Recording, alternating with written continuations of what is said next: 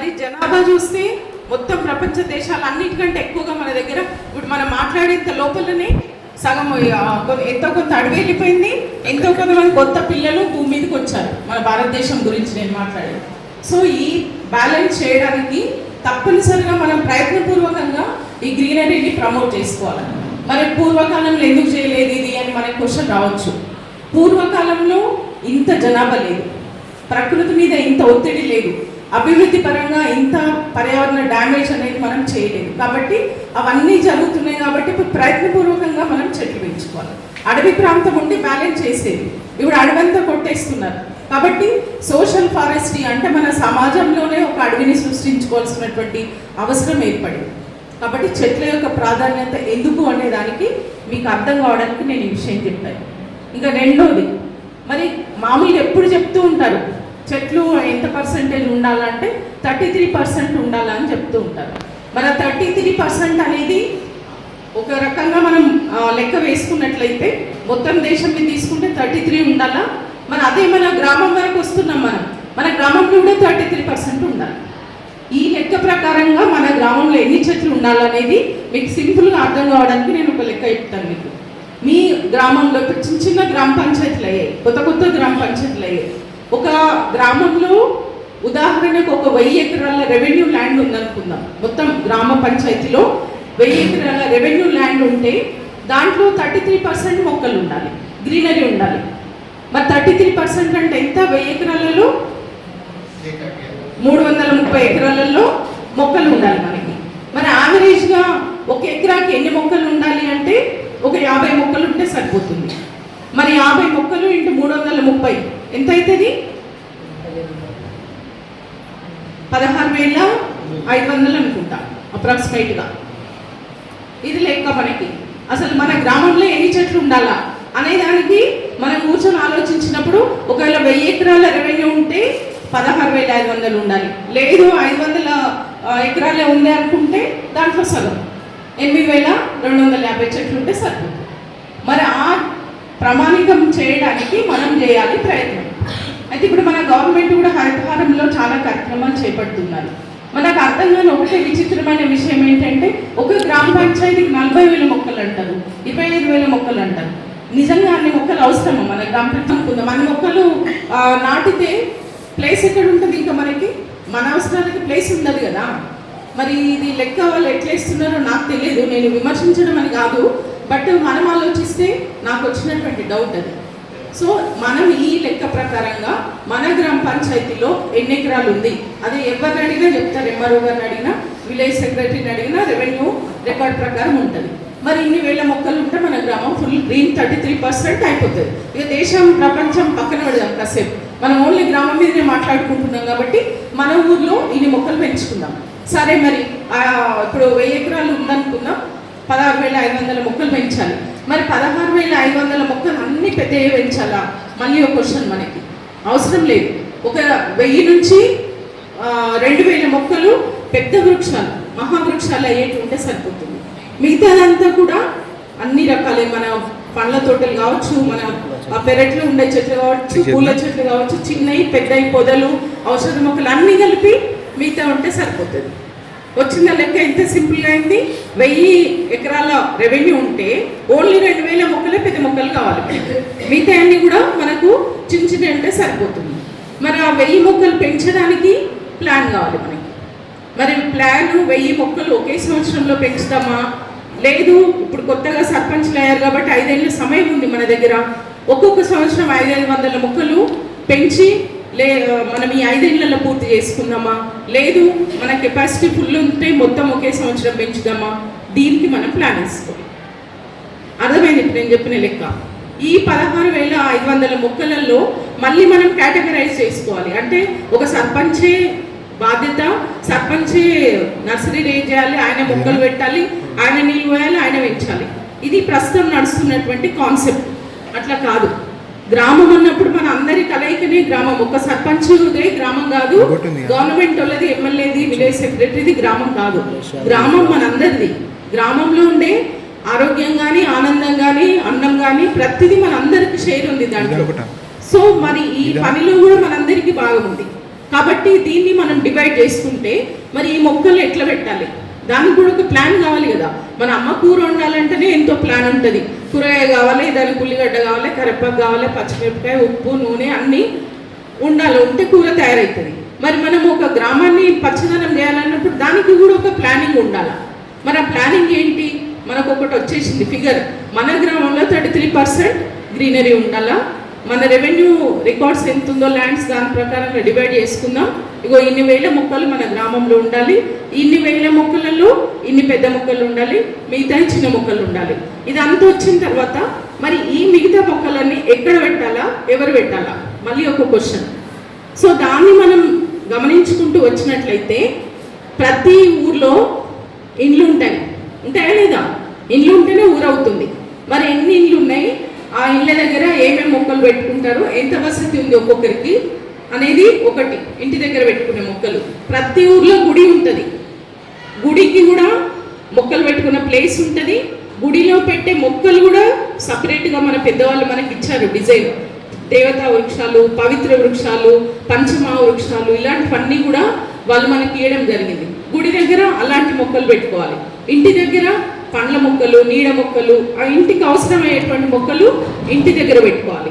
తర్వాత గుడి తర్వాత బడి ఉంటుంది ప్రతి ఊర్లో. మరి బడి ప్రాంగణంలో పిల్లలు మంచిగా చెట్ల కింద ఇప్పుడు అక్కడ ఇట్లా కూర్చొని చదువుకుంటున్నారు, అలాంటి ఒక నీడనిచ్చే పెద్ద చెట్లు పెట్టాలి. మరి అలాంటి ప్లానింగ్ ఒకటి బడికి కావాలి. ప్రతి ఊర్లో శ్మశానం ఉంటుంది, శ్మశానంలో చాలా మటుకు చెట్ల మీద శ్రద్ధనే పెట్టాం మనం, కానీ అక్కడ తప్పనిసరిగా శ్మశానంలో కూడా మనం మొక్కలు నాటాలి. శ్మశానానికి ఎలాంటి మొక్కలు నాటాలి అది కూడా మన పెద్దవాళ్ళు మనకు చెప్పారు. ఇప్పుడు నేను చెప్పేటి అన్నీ కూడా పెద్దవాళ్ళు చెప్పిన దాంట్లో నుంచి తీసుకొని చెప్తున్నాను, నేను కొత్తగా తయారు చేసింది కాదు ఇది. శ్మశానంలో ఎలాంటివి పెట్టాలి, మరి ఇవన్నీ పెట్టిన తర్వాత రోడ్డు ఉంటుంది ప్రతి ఊరికి, మెయిన్ రోడ్ నుంచి లోపలికైనా ఉంటుంది, లేదంటే మెయిన్ రోడ్ దగ్గర ఉంటుంది. ప్రతి ఊరికి ఒక రహదారి అనేది ఉంటుంది. మరి రహదారికి ఇరువైపులా ఎలాంటి మొక్కలు పెట్టాలి. మరి ఇవన్నీ అయిన తర్వాత ప్రతి ఊర్లో చెరువు ఉంటుంది, చెరువు కుంటనో ఏదో ఒకటి ఉంటుంది, దాని గట్టుపైన ఎలాంటి మొక్కలు పెట్టాలి. ప్రతి ఊర్లో రైతులు ఉంటారు, మరి రైతు పొలంలో ఏ మొక్కలు పెట్టాలి, పొలం గట్టుపైన ఎలాంటి మొక్కలు పెట్టాలి. మరి ఇవన్నీ అయిన తర్వాత ఔషధ మొక్కలు, చాలా అద్భుతమైన మొక్కలు మన దగ్గర అందుబాటులో ఉన్నాయి. మన దురదృష్టం ఏంటంటే పెద్ద డిపార్ట్మెంటే ఉంది దానికి, మెడిసినల్ బోర్డ్ అని పెద్ద డిపార్ట్మెంట్ ఉంది. వాళ్ళ దగ్గర విపరీతమైన లిటరేచర్ ఉంటుంది, బుక్స్ ఉంటాయి, అన్నీ ఉంటాయి, కానీ వాళ్ళు హైదరాబాద్లోనే ఉంటారు, మనం పల్లెటూరులోనే ఉంటారు. ఆ కనెక్టివిటీ అనేది లేదు వాళ్ళకి మనకి.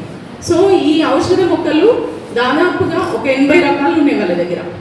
ఆ 80 రకాలలో ఇప్పుడు నేను చెప్పిన అన్ని కేటగిరీలలో కొన్ని పోయినా కూడా ఒక 50 వెరైటీస్ అయితే మనం ఒకే దగ్గర, అంటే ఒక స్కూల్లో కానివ్వండి, ఏదైనా ఒక ప్లేస్లో కానీ పెట్టుకుంటే ఎన్నో రోగాలు మనకు ఆటోమేటిక్గా 2 ఆకులు తింటే తగ్గిపోయేటువంటి అద్భుతమైనటువంటి వృక్ష సంపద మన భారతదేశంలో ఉంది.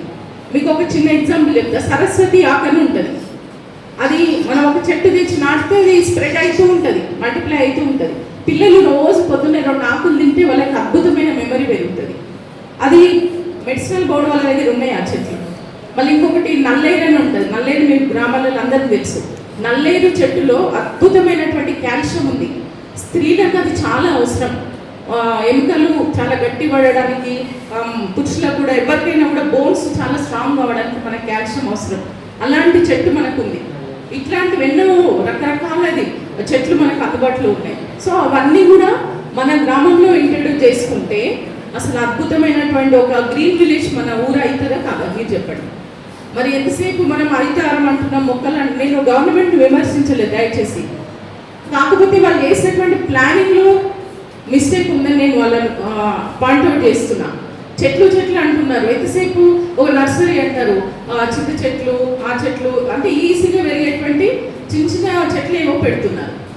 అలాంటిది కాదన్నా మన ఇండియాకు ఉన్నటువంటి ఒక హెరిటేజ్, మనకు ఉన్నటువంటి ఒక గొప్ప సంస్కృతి, ఆ నేచర్ ఇచ్చినటువంటి ఆ మొక్కలను తిరిగి మన గ్రామంలో మళ్ళీ మనం ఇంట్రడ్యూస్ చేయాలనేది మన కాన్సెప్ట్.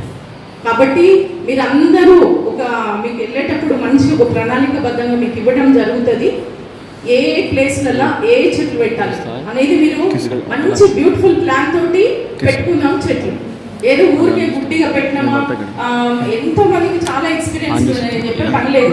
ఆ టార్గెట్ పూర్తి కావడానికి తేవడము, గ్రామ పంచాయతీ దగ్గర కుమ్మరి చూడడము, ఇక్కడ పడేయడం మనం చూస్తున్నాం చాలా. అప్పుడు ఈసారి ముఖ్యమంత్రి గారు ఏం చేశారు, మిగతా అన్ని ప్రోగ్రాంలు క్యాన్సల్, ఓన్లీ పిల్లలతోటి ప్లాంటేషన్ చేయాలని. ఈసారి హరితహారం మీకు కూడా గ్రామాలలో ఎక్కడ జరగలేదు కదా, ఈ సంవత్సరం జరగలేదు. ఎందుకు జరగలేదంటే ముఖ్యమంత్రి గారు ఓన్లీ స్కూల్స్ ద్వారానే చేయాలి ఇది అనేసి స్కూల్స్ ఫారెస్ట్ డిపార్ట్మెంట్కు లింక్ చేసి వదిలేశారు. ఫారెస్ట్ డిపార్ట్మెంట్ వాళ్ళు ఎవరికైతే హెడ్ కప్పచెప్పారో ఆ హెడ్ ఆ సారు మన సిజిఆర్ ఆఫీస్కి వచ్చారు. సిజిఆర్ ఆఫీస్కి వచ్చి అంటే ఫైనల్గా వాళ్ళకి రిజల్ట్ ఎక్కడ కనబడ్డదంటే మనం చేసే ప్రోగ్రాంలోనే వాళ్ళకి రిజల్ట్ దొరికింది. కాబట్టి వాళ్ళు మన ఆఫీస్కి వచ్చి 2-3 days మన దగ్గర ఉండి మొత్తం మన సబ్జెక్ట్ అంతా తీసుకొని నోట్బుక్ తెక్కుని వచ్చు కదా కృష్ణ, తెచ్చినాం. ఉన్నాయి 2 notebooks ఇక్కడ ఒకసారి. అయితే ఈసారి గవర్నమెంట్ ఏం చేసిందంటే మనం ఒక గత 4-5 సంవత్సరాల నుంచి ఏదైతే ప్రాక్టీస్ చేస్తున్నామో స్కూల్స్కి వెళ్ళి ఒక గ్రీన్ రికార్డ్ బుక్ అని తయారు చేయడం, అది గవర్నమెంట్ వారు యాజ్ టీస్గా తీసుకున్నారు. అంటే విత్ అవర్ పర్మిషన్, చెప్పకుండా కాదు. మళ్ళీ సిజిఆర్ వారిని ఏం చేసిందంటే అందరూ డిఓలు డిఎఫ్ఓలు మొత్తం మీటింగ్ అయింది స్టేట్ వైడ్గా, అన్ని జిల్లాల నుంచి వచ్చిన వాళ్ళందరికీ మోటివేషన్ కోసం సిజిఆర్ పిలవడం జరిగింది. ఇది నేను గొప్పగా చెప్పడం లేదు. ఇప్పుడు చేసే మీ కార్యక్రమం కూడా తప్పనిసరిగా నెక్స్ట్ ఇయర్కి తెలంగాణ రాష్ట్ర వ్యాప్తంగా గవర్నమెంట్ తీసుకుంటుంది అనే విషయాన్ని మీకు చెప్పడానికి నేను ఈ విషయం చెప్తున్నాను. అంటే ఊరికే ఏదో అమ్మ చెప్పింది ఇదంతా ఏముంది సోది అని మీకు అనిపించవచ్చు, బట్ దాంట్లో మీరు మొత్తం రాష్ట్రానికి ఒక రోల్ మోడల్గా చేసేటువంటి కార్యక్రమం ఇమిడి ఉంది. కాబట్టి ఇప్పుడు నేను చెప్పిన ఈ పాయింట్స్ అన్ని కూడా మనం పెట్టేటువంటి ప్లాంటేషన్ ప్రోగ్రాంలో తప్పనిసరిగా మనం అందరం కూడా దాన్ని అనుసరించాల్సిన అవసరం ఉంది. ఏదో ఊరికి మొక్కలు పెట్టినామా అంటే కాదు, దానికి ఒక పద్ధతి ఉంది. ఆ పద్ధతి ప్రకారం పెట్టుకొని పెంచుకోవాలనేది ఫస్ట్ కాన్సెప్ట్ మనది. ఇక్కడ అక్షరవనం గురించి నేను ఒక 2 నిమిషాలు చెప్పడం పెట్టడానికి కూడా మెయిన్ రీజన్ 2. ఒకటి, అక్షరవనం ప్రాంగణమే మీకు ఒక ఎక్స్పీరియన్స్, ఎట్లయితే కానా విలేజ్లో మీకు ఒక ఎక్స్పీరియన్స్ వచ్చిందో అక్షరవనం ఒక ఎక్స్పీరియన్స్. 1,00,000 రూపాయలు వాళ్ళు నీటికి పెట్టారు. మరి సంకల్పం అనేది ఉండాలి, కానీ అద్భుతమైనటువంటి రిజల్ట్ మనం చూపించగలుగుతాం అనే దానికి అక్షరవనం ఒక బెస్ట్ ఎగ్జాంపుల్ మనకి. ఇంకొక విషయం ఏంటంటే అసలు ఈ అక్షరవనం అనేది ఇక్కడ ఎట్లా తయారైంది, అసలు ఏంటిది అనేది కూడా 2 నిమిషాలు నేను మీకు అందరికి చెప్పాలి. ఈ ప్లేస్ మాధవన్న వాళ్ళది. మాధవన్న వల్ల ఓన్ ల్యాండ్ ఇది, వాళ్ళ పొలాలు ఇవన్నీ కూడా. మాధవన్నకి 25 acres ల్యాండ్ ఆయన భాగానికి వస్తే 12 ఎకరాలు ఈ ఇన్స్టిట్యూషన్ కోసం ఆయన ఇవ్వడం జరిగింది. మీకు అందరికీ తెలిసి ఇప్పుడు ఉన్నటువంటి రేట్లు కల్లకుర్తి ఏరియాలో ఎంత రేటు ఉందో మీకు అందరికీ తెలుసు. అట్లాంటిది తనకున్న దాంట్లో హాఫ్ జీవితం సర్వీస్కు, హాఫ్ సంపాదన సమాజానికని డిసైడ్ చేసుకొని చాలా గొప్ప మనసుతో ఈ ప్లేస్ను ఈ అక్షరవనానికి డొనేట్ చేయడం జరిగింది. అట్లాగే ఈ అక్షరవనం బిల్డింగ్ ప్లాన్ అయ్యేటప్పుడు మాధవల్ల అకౌంట్లో 0, ఏం బ్యాలెన్స్ లేదు. బిల్డింగ్ అయితే ప్లాన్ అయిపోతూ ఉంది, 1000 square feet అది ఇది మోడల్ తయారైతూ ఉంది. అసలు ఒక మీకు చెప్తే అది ఒక నమ్మాలని నిజంగా అనిపిస్తుంది. ఓన్లీ 11 నెలలలో భూమి పూజ అయిన తర్వాత బిల్డింగ్ ఇనాగ్రేషన్ జరిగింది.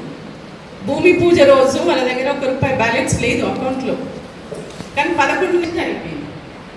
అంటే ఒక గొప్ప పనికి మన సంకల్పం అనేది నిజంగా ప్యూరిటీ ఉంటే పెద్దవాళ్ళు అదే చెప్తారు. వివేకానంద చెప్పినా, మదర్ తెరీసా చెప్పినా, ఎవరు చెప్పినా, మహాత్మా గాంధీ చెప్పినా, నీ సంకల్పం అనేది నిజంగా స్ట్రాంగ్ ఉంటే నిధులు అబ్బే వస్తాయి ప్రవాహమై, గొప్ప గొప్ప వాళ్ళందరూ నీ దగ్గరికి పరిగెత్తుకొని వస్తారు.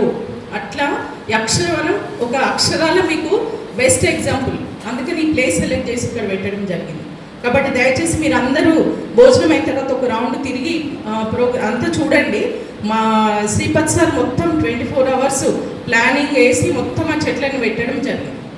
అద్భుతంగా పెరిగాయి. ఇక్కడైతే పొగడ చెట్లు మామూలుగా అసలు చాలా స్లో గ్రోత్ ఉంటాయి. దానికి కూడా ఒక సీక్రెట్ ఉంది, తర్వాత చెప్తారు అది ఎందుకు అలా పెరిగాయి అనేసి. ఆ చెట్లు అంత అద్భుతంగా పెరగడం, నేను ఇన్ని లక్షల చెట్లు పెట్టాం కానీ ఇక్కడికి వస్తే అసలు ఒక మంచి అనుభూతి, అంత గొప్పగా చెట్లను పెంచారు ఇక్కడ. సో మీ గ్రామం కూడా అట్లా ఉంటే ఎట్లుంటుందని మీరు ఒకసారి విజువలైజ్ చేసుకోండి. ఇప్పుడు అక్కడ ప్లే గ్రౌండ్కు చుట్టూ అన్ని బార్డర్ ఫెన్సింగ్ చెట్లు వేసారు. ఒక 2 yearsలో నాకు తెలిసి ఫుల్ మంచి నీడ అయిపోతుంది. మీ ఊర్లో కూడా పిల్లలు ఆడుకునే స్థలం ఉంది కదా, ప్రతి ఊర్లో ఉంటుంది. ఆ చిన్న ప్లేస్కు చుట్టూ మీరు ఒక 50-100 చెట్లు నాటింది అనుకోండి, అసలు ఎంత బాగుంటుంది. మన ఊర్లో పిల్లలు ఆడుకున్నా, మనం ఎవరైనా సాయంత్రం వెళ్ళి కూర్చున్నా ఎంతో అద్భుతంగా ఉంటుంది. సో ఇలాంటి ప్లానింగ్ కూడా మీరు మీ గ్రామానికి చేయాలనేది మా యొక్క ముఖ్య ఉద్దేశం. ఇక మీకు నెక్స్ట్ డౌట్ ఏమొస్తుందంటే ఫస్ట్ 2-3 మనకు ఆన్సర్ దొరికింది కదా, అసలు ఎన్ని మొక్కలు మన ఊర్లో పెట్టుకోవాలా, ఎలాంటి మొక్కలు పెట్టాలా, ఎక్కడెక్కడ పెట్టాలా అనే దానికి మనకు ఒక ఆన్సర్ వచ్చింది కదా మీ అందరికీ. నెక్స్ట్ ఇప్పుడు మనం ఇంటి దగ్గర పెట్టే చెట్లకు బాధ్యత ఇంటి వాళ్ళు చూసుకుంటారు కదా, ఎవరి ఇంట్లో పెట్టుకుంటే వాళ్ళు నీళ్ళు పోసుకుంటారు, పెంచుకుంటారు. బడిది ఉంటే సరే హెడ్ మాస్టర్ సారు కాల్లో ఎల్లో పట్టుకుని ఆయనకు చెప్తాం. పొలాలు అయితే రైతు చూసుకుంటాడు. ఇట్లా గుడి ఉంటే అయ్యగారు ఉంటాడు, టెంపుల్ చూసుకుంటాడు. ఇక లాస్ట్కు మిగిలేది ఎక్కడ అంటే మరి రోడ్ల వెంబడి పెట్టే చెట్లు ఎవరు చూస్తారు అనేది ఒక క్వశ్చన్ మార్క్ మనకి, అవునా కదా. మరి ఎవరికి సంబంధం లేకుండా ఏదైతే కామన్ ప్రాపర్టీ విలేజ్ కోసం పెడుతున్నామో ఆ చెట్లని ఎవరు పెంచాలా అనేది మనకు ఒక పెద్ద క్వశ్చన్. ఫెయిల్యూర్ కూడా అక్కడే జరుగుతుంది. ఎందుకంటే చెట్టు నాటి వరకే ప్లానింగ్, గవర్నమెంట్దైనా ఎవరిదైనా కూడా. చాలా మంది వస్తుంటారు నా దగ్గర, కమ్మ చెట్లు పెడతాం వరకే ఉంటుంది. మరి తర్వాత ఏంటి మీ ప్లానింగ్, నీళ్ళు ఎట్లా వస్తారంటే వాళ్ళ దగ్గర ఆన్సరే ఉండదు. పెట్టేదాకానే ఆలోచించుకొని వస్తారు. నువ్వు పెట్టి వెళ్ళిపోయిన నెక్స్ట్ డే దానికి నీళ్ళు కావాలి కదా. నీ పిల్లలు ఎంతనో ఆ చెట్టు కూడా అంతే. దాన్ని పెంచాలంటే నీళ్ళు కావాలా, నీళ్ళు పోసే వాళ్ళు కావాలా, నీళ్ళకి సోర్స్ కావాలా.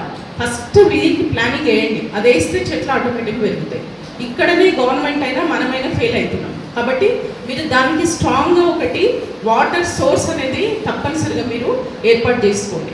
ఏర్పాటు చేసుకుంటే మనకి చెట్లు అద్భుతంగా మన గ్రామం నిండా పెంచుకోవచ్చు. సో దానికి గ్రామ పంచాయతీ నుంచి ఏమైనా ఫండ్స్ ఉంటాయా, లేదు మన గ్రామంలోనే ఎంతోమంది పెద్దవాళ్ళు ఉంటారు, దాతలు ఉంటారు, గుడి కట్టిస్తారు, బడి కట్టిస్తారు, అన్నదానం ఇస్తారు, దానికి దీనికి ఇస్తారు కదా. అరే మేము చెట్లు పెడుతున్నాం అందరం యూత్ కలిసినట్టు అద్భుతంగా ఇస్తారు నాకు తెలుసు. ఎందుకంటే చాలామందికి ఇప్పుడు పర్యావరణ అవగాహన అవేర్నెస్ చాలామందికి వచ్చింది. ఇంకా యుఎస్లో అక్కడ ఉన్న వాళ్ళైతే ఇంకా బాగా ఇస్తారు వాళ్ళకి, ఎందుకంటే ఈ గ్లోబల్ వార్మింగ్ ఎన్విరాన్మెంట్ గురించి వాళ్ళకి బాగా ఐడియా ఉంటుంది కాబట్టి. సో ఇలాంటి ఒక ప్రయత్నం చేసి ఫస్ట్ మీరు ఒక కేర్ టేకర్, చెట్లకు నీళ్ళు పోస్తున్నాయని ఒకరిని, వన సంరక్షకుని చూడండి, ప్లస్ నీళ్ళకు ఒకటి సోర్స్ ఏర్పాటు చేసుకున్న తర్వాత మీరు చెట్లు పెట్టే ప్లాన్ చేయండి. సో ఈ ప్లానింగ్స్ మీరు కనుక పక్కాగా వేసుకోగలిగితే అద్భుతమైనటువంటి గార్డెన్ మన ఊర్లో పెంచుకోవచ్చు.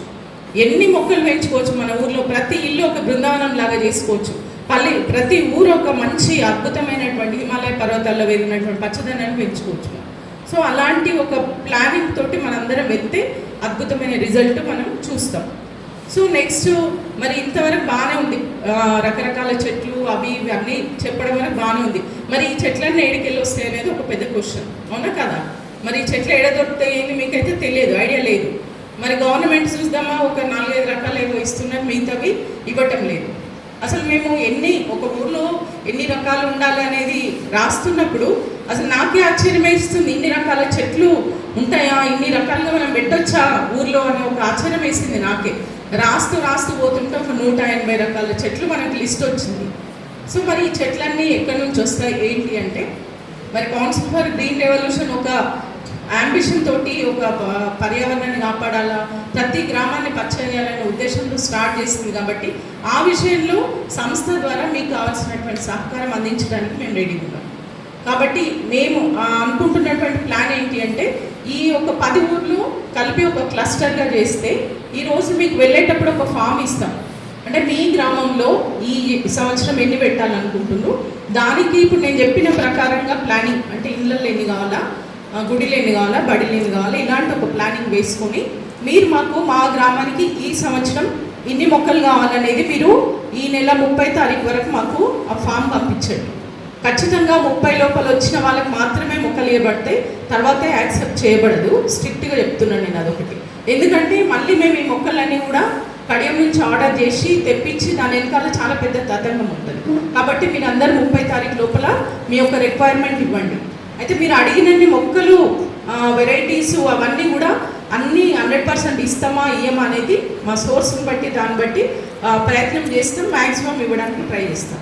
గవర్నమెంట్ నుంచి ఏవైతే దొరుకుతాయో అవి కూడా మనం అందులో ఇంక్లూడ్ చేసుకుందాం. వాళ్ళు ఇచ్చే టీక్ కానివ్వండి, ఇంకేదైనా కానివ్వండి, ఇంకేదైనా అది చేస్తూ ఇన్ని రకాల వెరైటీ మొక్కలన్నీ కూడా మన గ్రామాలలో పెట్టుకోవడానికి మనం ఒక అద్భుతమైనటువంటి ప్లానింగ్ చేసుకుందాం.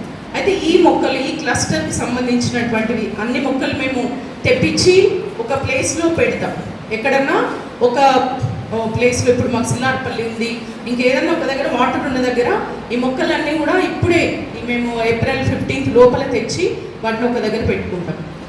జూన్లో వర్షం పడ్డ తర్వాత 2 వర్షాలు పడాలి, 2 లేదా 3 వర్షాలు పడ్డాకనే మొక్కలు పెట్టాలి. ఎందుకంటే భూమి ఎండాకాలం బాగా వేడెక్కి ఉంటుంది కదా, అది చెప్తే మొక్క పెట్టడం మాకు తెలియకపోవడం ఏందని అందరికి అనిపిస్తుంది. కానీ నిజంగా మొక్క ఎలా పెట్టాలో తెలియదు.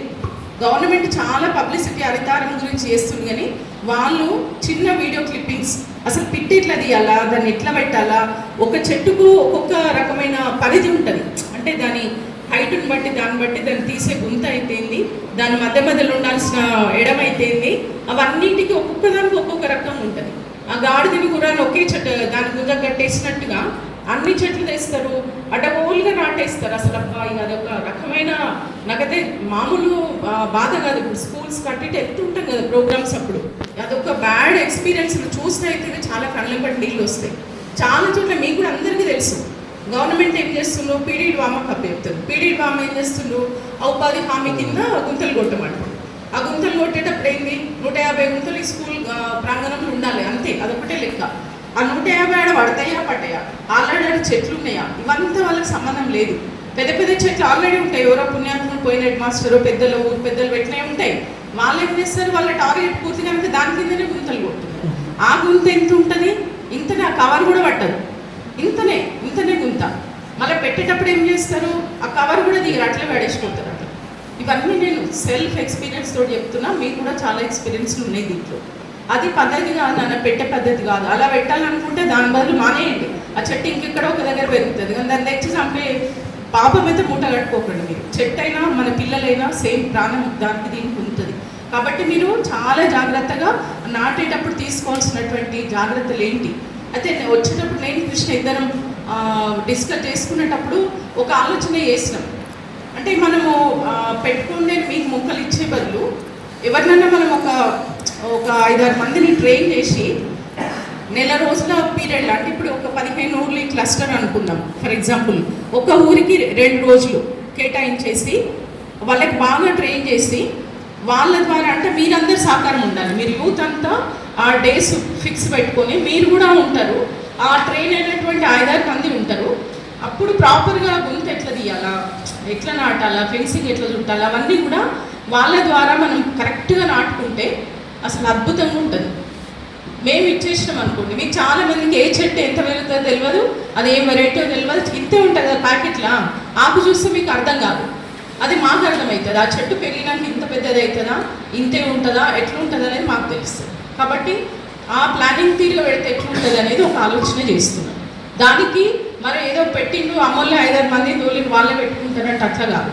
మీరందరూ ఉండాల్సిందే, గ్రామస్తులు ఉండాలా, అందరూ ఉండాలా. మీరు అందరు సహకరిస్తూ వాళ్ళు మీకు గైడ్ చేస్తారు. ఇలాంటి ఒక ప్లాన్ చేస్తున్నాం. మరి దీనికి మీరు అందరు సరే అంటే మేము దాని ఆ దిశగా ప్రయత్నం చేస్తాం. అంటే ఫైనల్గా చెప్పొచ్చేది ఏంటంటే, పెట్టినమా ఏదో మొక్కలు వంతుకు అనేది వద్దు. మనం చేసినాము అంటే ఇవాళ అన్నాజరే ఊరు పోయి సత్య చూసి వచ్చిందంటే ఎందుకు చూసి వచ్చింది. మన భారతదేశంలో 12 లక్షల ఎన్నో గ్రామాలు ఉన్నాయి కదా, ఆ ఒక్క ఊరికి ఎందుకు పోతున్నాం అంటే అక్కడ ఒక ఎవ్వరు చేయనటువంటి ఒక అద్భుతమైన పని అక్కడ జరిగింది.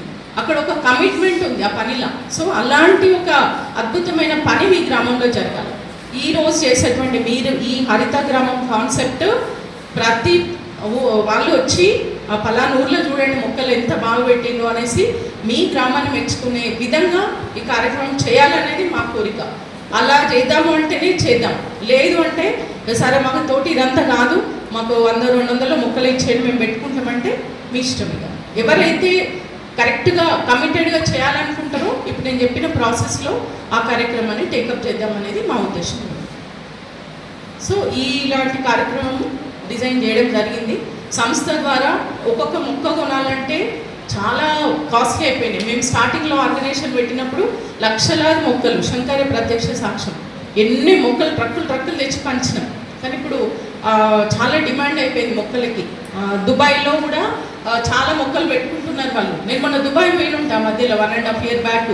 ఆడ చూసి నేను ఆశ్చర్యపోయినా, వేప చెట్లు, చింత చెట్లు, రకరకాల చెట్లు పెంచుకుంటున్నారు వాళ్ళు దుబాయ్లో, ఎడారిలా. అంటే ఒక సంకల్పం ఉంటే ఏదైనా చేయొచ్చు అనేదానికి. సో దుబాయ్ నుంచి బాగా డిమాండ్ ఉండి ఇప్పుడు కడియం నుంచి అందరూ ఎక్కువ అటు ఎక్స్పోర్ట్ చేస్తున్నారు. అలాగే ఆంధ్ర, తెలంగాణ గవర్నమెంట్ కూడా ఈ కార్యక్రమం ఎన్విరాన్మెంట్ బాగా చేపట్టింది కాబట్టి మొక్కలకి బాగా డిమాండ్ అయింది. చాలా కాస్ట్లీ అయినాయి. ప్రతి మొక్క చాలా డబ్బుతోటి, శ్రమతో కూడుకున్నటువంటిది.